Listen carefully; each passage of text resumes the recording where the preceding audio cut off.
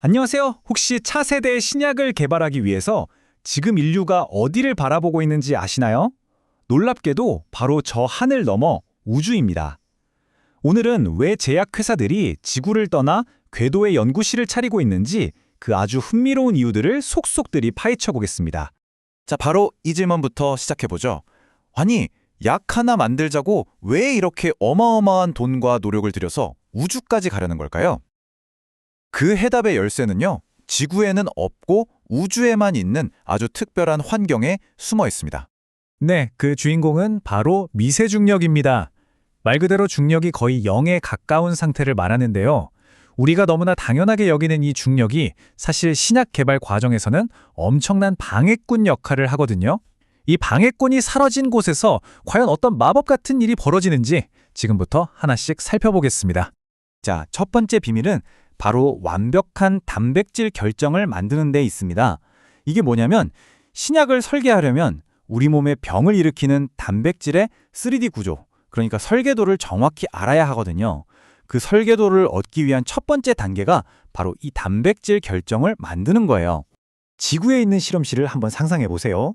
중력 때문에 용액이 가만히 있지를 못해요. 무거운 건 아래로 가라앉고 온도 차이 때문에 액체가 계속 위아래로 뒤섞이죠. 이런 혼란스러운 환경 속에서 단백질 분자들이 제대로 줄을 못 서고 작고 삐뚤삐뚤한 결정을 만들게 됩니다. 그런데 우주에서는요, 이 중력이라는 방해꾼이 없으니까 분자들이 아주 고요하고 질서정연하게 차곡차곡 쌓이면서 크고 완벽한 결정을 만들어내는 겁니다. 그래서 이렇게 완벽한 결정이 도대체 왜 그렇게 중요하냐고요? 핵심은 바로 정밀도입니다. 결정이 크고 깨끗할수록 우리는 단백질의 3차원 구조를 훨씬 더 선명하게 들여다볼 수 있어요. 마치 흐릿한 아날로그 사진을 4K 초고 화질 디지털 사진으로 바꿔서 보는 것과 같죠? 이건 결국 더 효과적인 약을 훨씬 더 빨리 개발할 수 있다는 뜻이 됩니다. 자, 이제 두 번째 단서로 넘어가 볼게요. 이번에는 우리 몸의 조직을 훨씬 더 현실적으로 만들어내는 기술, 바로 세포 배양에 대한 이야기입니다. 지구의 배양 접시에서는요, 중력이 세포들을 아래로 꾹 눌러버려서 바닥에 납작하게 퍼진 채로 자라게 만들어요. 딱 팬케이크 같죠? 근데 이건 실제 우리 몸속 장기의 입체적인 모습과는 완전 딴판이거든요. 하지만 우주에서는요, 중력이 없으니 세포들이 모든 방향으로 자유롭게 뻗어나가면서 서로 뭉칩니다. 그래서 실제 장기처럼 복잡한 3D 구조, 오가노이드라는 덩어리가 만들어지는 거죠. 팬케이크가 아니라 진짜 케이크가 되는 셈이에요. 자, 여기서 뭔가 공통적인 패턴이 보이지 않으세요? 완벽한 단백질 결정을 만들 때도, 그리고 실제 같은 3D 세포 조직을 만들 때도 이 모든 혁신의 시작점에는 항상 같은 전제 조건이 있었어요. 바로 중력의 방해 없이라는 거죠.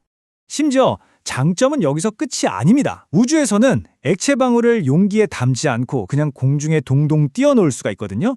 그러니까 용기 벽면에서 묻어나올 수 있는 불순물에 오염될 가능성 자체가 원천적으로 차단되는 겁니다. 정말 완벽한 실험 환경이 만들어지는 거죠. 자, 이제 가장 드라마틱한 이야기로 한번 넘어가 보겠습니다. 우주가 어떻게 약물 전달 방식을 혁신하고 심지어 연구 개발 시간을 단축시키는 타임머신 역할까지 할 수 있는지 한번 들어보시죠. 많은 제약사들이 꿈꾸는 것 중 하나가 병원에 가서 몇 시간씩 맞아야 하는 정맥 주사를 집에서 간편하게 맞는 피하 주사로 바꾸는 거예요.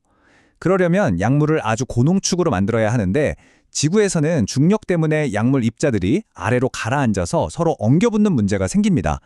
하지만 우주에서는요, 입자들이 가라앉지 않고 용액 속에 골고루 퍼져 있으니까 안정적인 고농축 주사제를 연구하는 게 훨씬 쉬워지는 거죠. 그리고 바로 이 표현이 등장합니다. 한 제약회사가 우주 환경을 두고 한 말인데요. 바로 임상시험의 타임머신이라는 겁니다. 타임머신이라니 이게 대체 무슨 뜻일까요? 이 타임머신의 비밀은 이렇습니다. 중력이 거의 없는 우주에 머무는 우주비행사의 몸은요, 지구에서보다 훨씬 빠른 속도로 노화와 비슷한 변화들을 겪게 됩니다. 근육이 줄어들고 뼈가 약해지고 면역체계도 변하죠. 이게 뭘 의미하냐면요, 지구에서는 수십 년에 걸쳐서 나타나는 질병의 진행 과정을 우주에서는 단 몇 주, 몇 달 만에 관찰하고 약의 효과를 테스트해 볼 수 있다는 겁니다. 말 그대로 시간을 압축해서 미래를 미리 보는 셈이죠. 자, 그럼 이제 마지막 질문이 남았습니다. 우주가 연구하기에 이렇게 좋은 환경이라는 건 알겠는데 왜 하필 지금 이렇게 뜨거운 감자가 되었을까요? 답은 아주 현실적인 데 있습니다. 바로 비용이죠. 과거에는 우주에 1kg짜리 물건 하나 보내는데 정말 천문학적인 돈이 들었거든요.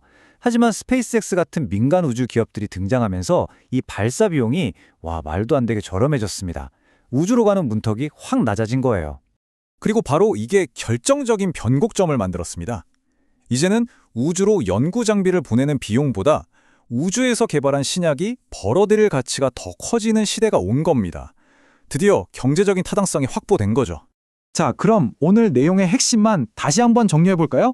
모든 이야기의 시작은 미세 중력이었습니다. 이 중력의 방해만 사라지면 완벽한 단백질 결정과 진짜 같은 3D 인체 조직을 만들 수 있게 됐고요. 이걸 통해서 신약 개발의 모든 과정을 혁신적으로 단축시킬 수 있다는 거였죠. 그리고 이 모든 게 지금 가능해진 이유는 바로 우주로 가는 비용이 극적으로 저렴해졌기 때문입니다. 그래서 마지막으로 이런 질문을 던져봅니다.